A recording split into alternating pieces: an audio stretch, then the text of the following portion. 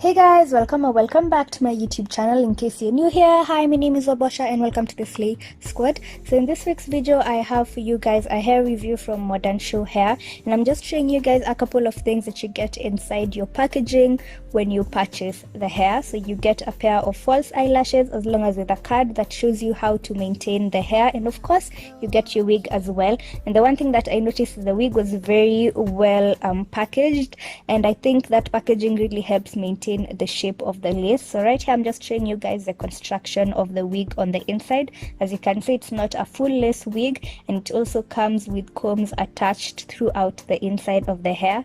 So the details of the hair is that this hair is a bob, a 12-inch bob wig in the color natural. So the first thing that I do as usual is go into the wig with some foundation.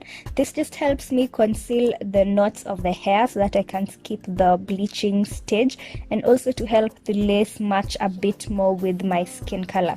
So when I put the wig on my head, as you can see, the lace now matches my natural skin color a lot better. So next thing to do is to cut off the lace, and as usual, or rather as I have now started doing, I just nip a bit of the lace with scissors, and then I go in with this razor just to chop off the excess lace. And I started using the razor because I noticed the scissors gives me such a defined straight lace line on my forehead, and I really hate that. Really hate that. So I noticed that using the razor at least helps me get in there and shape the lace the way my hairline goes. Now right here I had wiped off the gel from my edges. That's why you can see it's looking like I have tundengus on my edges, but anyway, so I'm applying the got to be freeze gel on my forehead so that I can attach the lace on there. And actually, the one thing that I've noticed is that this gel is very messy. Like, it gets all over. I don't know if anyone has discovered a tip or trick to make this application process a lot easier, because everyone else's videos I watch, the gel just remains so perfectly in one position, but mine is always like moving around everywhere. But the good thing about the gel is that it really secures the hair. Once the hair is on, it is not going anywhere. To remove, of course, you just spray some water and it comes off. So next up, I am tying this elastic band just to press the lace down and to ensure that it melts into my skin. And I leave that on for about 5 minutes, and then I go ahead and take it off. And adding this step also, using that elastic band that targets that area specifically alone, I've noticed it helps it melt so well.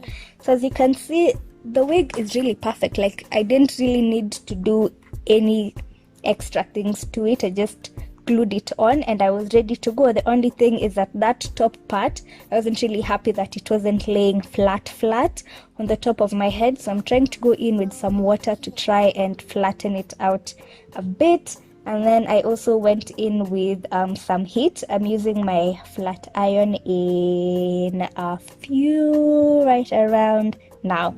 Taking my flat iron and then just trying to flatten the hair a lot, also especially at the top of my head, just so that it can lie on my head and doesn't look like I have bumps on the inside of the wig.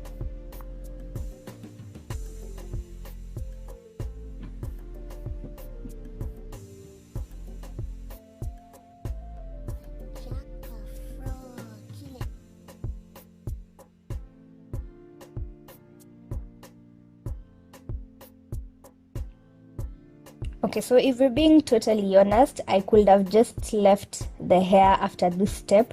Me adding mousse is again me trying to flatten that top part, and after I added the mousse, honestly, it was fine. Like, the hair was doing good, but I had to go in and add another extra step, and you guys are about to see that. And I feel like that is where I sort of messed it up, because over here you can see the hair looks like it has really nice volume, but then I went in with the oil, and like I usually say, this oil, like, it can get really greasy if you apply a lot. And as you can see, I went ahead and applied a bit too much, and the hair just got so weighed down. I think this is where I knew, oh my god, I messed up, because even afterwards when I tried to go in with the flat iron, the hair wasn't even moving, like it didn't have any motion, it just stayed stiff right after I added that oil.